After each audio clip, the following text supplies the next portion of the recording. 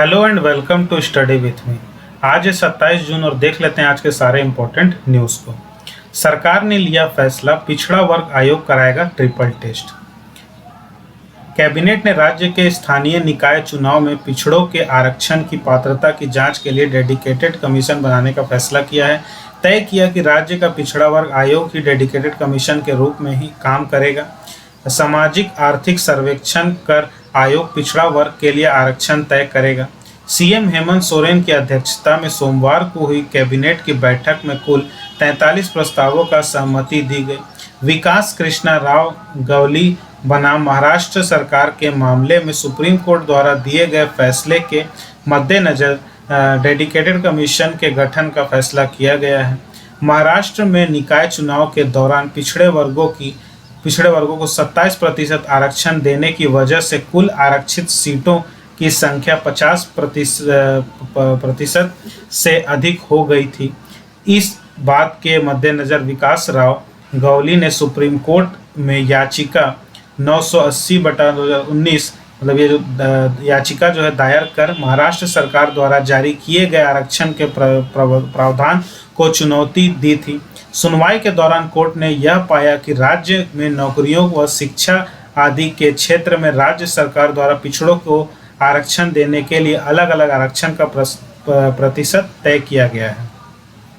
सामाजिक आर्थिक सर्वेक्षण का पिछड़ा वर्ग आयोग तय करेगा आरक्षण।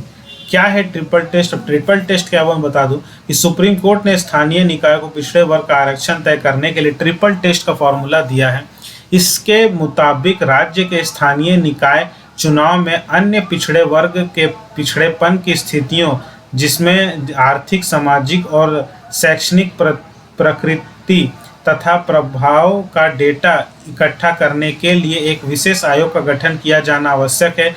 राज्य सरकार को इस विशेष आयोग की सिफारिश के आधार पर नगर निगम और नगर पालिका चुनाव में अनुपातिक आधार पर आरक्षण देना होगा। ट्रिपल टेस्ट के माध्यम से यह भी सुनिश्चित किया जाएगा कि एसटी, एससी और ओबीसी के लिए तय आरक्षण की सीमा 50% से अधिक ना हो। आंगनबाड़ी बनेगा सक्षम, सेवाओं और पर्यवेक्षकों को मिलेगा मोबाइल। ये भी है। कैबिनेट ने राज्य के आंगनबाड़ी सेविकाओं और महिलाओं पर्यवेक्षिकाओं को स्मार्टफोन उपलब्ध कराने के प्रस्ताव पर सहमति प्रदान की। केंद्रीय प्रायोजित मिशन सक्षम आंगनबाड़ी व पोषण 20.0 के तहत पोषण अभियान योजना में कुल 29,100 सेविकाएं और पर्यवेक्षिकाओं को अधिकतम 8,000 रुपये जीएसटी अतिरिक्त का स्पष्ट फोन दिया जाएगा। इसके अलावा कुल 6,850 आंगनबाड़ी केंद्रों का भी उन्नयन किया जाएगा। इसके लिए प्रति आंगनबाड़ी केंद्र 1 लाख रुपए खर्च किए जाएंगे। ये है सारा मामला। आगे देखते हैं। आज रांची पटना वंदे भारत को हरी झंडी दिखाएंगे पीएम।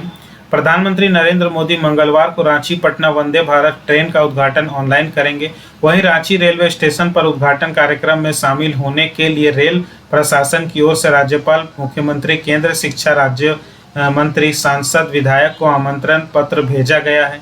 कार्यक्रम सुबह 9 बजे से शुरू होगा। वहीं प्रधानमंत्री ट्रेन का ऑनलाइन उद्घाटन सुबह 10:30 बजे करेंगे। बड़का खाना में ट्रेन पर आ गई गाय, लगानी पड़ी इमरजेंसी ब्रेक।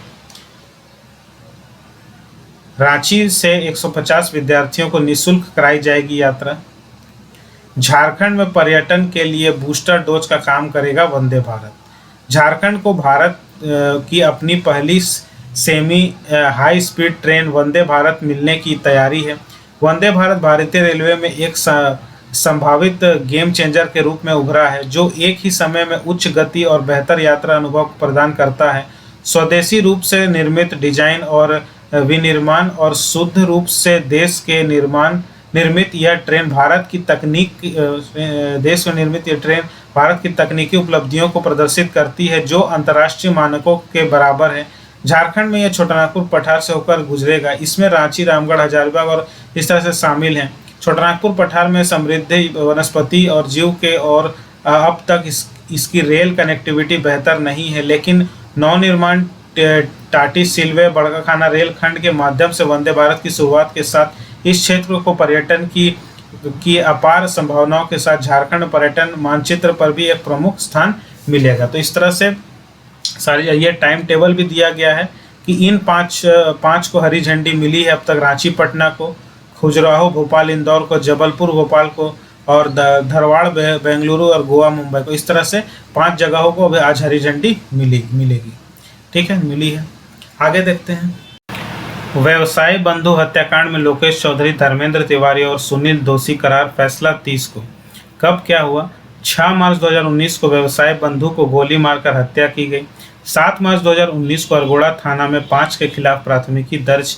4 जून 2019 को पुलिस ने अदालत में चार्जशीट दायर किया। 27 अगस्त 2019 MK सिंह, धर्मेंद्र, रविशंकर व सुनील पर आरोप गठन।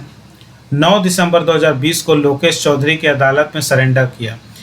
जिस धारा में दोषी उसमें क्या है सजा का प्रावधान? धारा 302 उम्र कैद और फांसी दोनों सजा का प्रावधान है। धारा 201 साक्ष्य छुपाने के लिए 7 साल की सजा व जुर्माना का प्रावधान है। धारा 120B आपराधिक षड्यंत्र जो आजीवन कारावास तथा फांसी की सजा के साथ साथ चलने वाली धारा है। धारा 27 आर्म्स एक्ट में 3 से 7 साल की सजा व जुर्माना का प्रावधान है। तो देखते हैं 30 तारीख को फैसला में क्या आता है। आगे देखते हैं।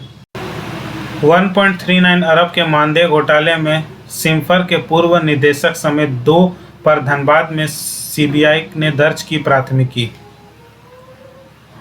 सीबीआई ने 1.39 अरब से अधिक के मानदेय घोटाले में केंद्रीय खनन एवं ईंधन अनुसंधान संस्थान के पूर्व निदेशक डॉक्टर PK सिंह तथा मुख्य वैज्ञानिक AK सिंह के खिलाफ प्राथमिकी दर्ज की है, जबकि इस मामले में अन्य को अज्ञात अभियुक्त बनाया गया है।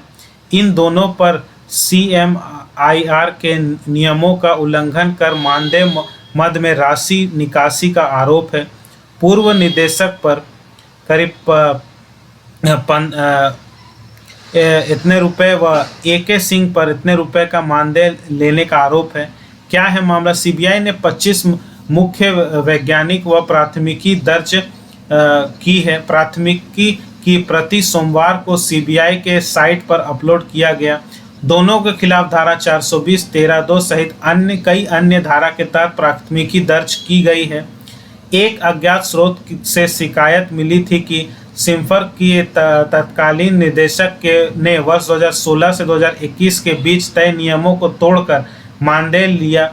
आरोप है कि इसको करीब इतने रुपए का नुकसान हुआ है। प्राथमिकी के अनुसार 28 अक्टूबर 2015 को एक MOU हुआ था। इसमें सिम्फर को कोयला की गुणवत्ता जांच के लिए ऑर्डर मिला था। इस मामले में सिम्फर को थर्ड पार्टी सैंपलिंग एजेंसी के रूप में चुना गया था। यह MOU 10 वर्ष के लिए हुआ था। इसे अगले 5 वर्षों तक जारी रखने का भी प्रावधान था। प्राथमिकी के अनुसार वर्ष 2016 से 25 मार्च 2021 के बीच सिम्फर के वैज्ञानिकों, अधिकारियों एवं कर्मियों के बीच मानदेय के रूप में करीब इतने रुपए का भुगतान हुआ। इसमें तत्कालीन निदेशक के खाते में करीब इतने रुपए लगभग तथा AK सिंह के खाते में इतने रुपए का ट्रांसफ़र मानदेय के रूप में हुआ। इतने रुपए का भुगतान हुआ। इसमें तत्कालीन निदेशक के खाते में इतने रुपए तथा AK सिंह के खाते में इतने रुपए का ट्रांसफ़र मानदेय के रूप में हुआ। मानदेय राशि सिम्फर के गैर तकनीकी कर्मियों के बीच भी हुआ। प्रथम दृष्टया यह मामला गलत माना गया है। कहा गया है कि यह CMRI के नियमों का उल्लंघन है। अन्य कर्मियों के चयन में भी गड़बड़ी का आरोप है। सीबीआई धनबाद PK सिंह ने इंस्पेक्टर अमरनाथ ठाकुर को इसके बारे में बताया था। ठीक है, आगे देखते हैं। कृषि मंत्री बादल ने कहा, मैंने BAU को ऑडिटोरियम दिया। BAU को प्राथमिकी को लेकर मंत्री व राज्यपाल के दिखे अलग नजरिए। रांची में कई बड़े हॉल में मंत्री राहत को नहीं देता राज्यपाल। बिरसा कृषि विश्वविद्यालय के 43वें स्थापना दिवस समारोह के संस्थान में प्रस्ताव बड़े ऑडिटोरियम निर्माण को लेकर मुख्य अतिथि राज्यपाल और विशिष्ट अतिथि कृषि मंत्री ने अलग अलग प्राथमिकताएं बताई। सोमवार को संस्थान परिसर में आयोजित कार्यक्रम में कुलपति डॉक्टर ओकारनाथ सिंह ने मंत्री को इस बात के लिए धन्यवाद दिया कि संस्थान में एक बड़े ऑडिटोरियम के निर्माण की सहमति मिल गई है। इसका जल्द निर्माण होगा। उनका कहना था कि ऑडिटोरियम नहीं होने से बड़ा राष्ट्रीय और अंतर्राष्ट्रीय कार्यक्रम आयोजित नहीं हो पाता है। मंत्री बादल ने अपने भाषण के दौरान कहा है कि मैंने बड़े ऑडिटोरियम निर्माण पर अपनी सहमति दे दी है। यह संस्थान की पुरानी मांग थी जिसे मैंने पूरा किया। मंत्री बादल पत्रलोक बोले, ऑडिटोरियम संस्थान की पुरानी मांग थी जिसे मैंने पूरा किया। राज्यपाल बोले, बीएयू को विद्यार्थी कल्याण अनुसंधान के क्षेत्र में काम करने की जरूरत है। समारोह के मुख्य अतिथि राज्यपाल सह कुलाधिपति सीपी राधाकृष्णन के बोलने का मौका आया तो उन्होंने कहा कि अगर मैं इस राज्य का कृषि मंत्री होता तो विश्वविद्यालय को ऑडिटोरियम निर्माण की अनुमति नहीं देता। उन्होंने तर्क दिया कि राजधानी में कई बड़े बड़े हॉल हैं जहां इस तरह के राष्ट्रीय अंतर्राष्ट्रीय कार्यक्रम का आयोजन हो सकता है। विश्वविद्यालय को विद्यार्थी कल्याण अनुसंधान और पढ़ाई के क्षेत्र में काम करने की जरूरत है। कैसे ज़्यादा से ज़्यादा किसानों तक पहुँचे, यह प्राथमिकता होनी चाहिए। संस्थान को प्राथमिकता अलग है। मैं विकास विरोध नहीं हूँ, पर सब अलग अलग प्राथमिकता होती है। राज्य कृषि संबंध कई संस्थान हैं इनको आपस में मिलकर काम करने की ज़रूरत है। बीएयू ने हाल ही के दिनों में अच्छे काम किए हैं। कई वैरायटी रिलीज हुई है, इसको किसानों तक पहुंचाए। संस्थान को सेंटर फॉर ग्लोरी बनाए। आगे देखते हैं। तो ये था आज का हमारा सेशन। आई होप सारे न्यूज़ आपको क्लियरली समझ में आ गए होंगे। सारे न्यूज़ मैंने डिटेल में कवर किए हैं यहाँ पे। आई होप आपको वीडियो पसंद आएगा। वीडियो पसंद आता है तो वीडियो को लाइक करिए, चैनल को सब्सक्राइब करिए। सब्सक्राइब करने के साथ साथ बेल आइकन को ज़रूर दबाइए ताकि हर वीडियो की नोटिफिकेशन आप तक सबसे पहले मिल सके। मिलता हूँ आपसे नेक्स्ट वीडियो में, तब तक के लिए जय हिंद।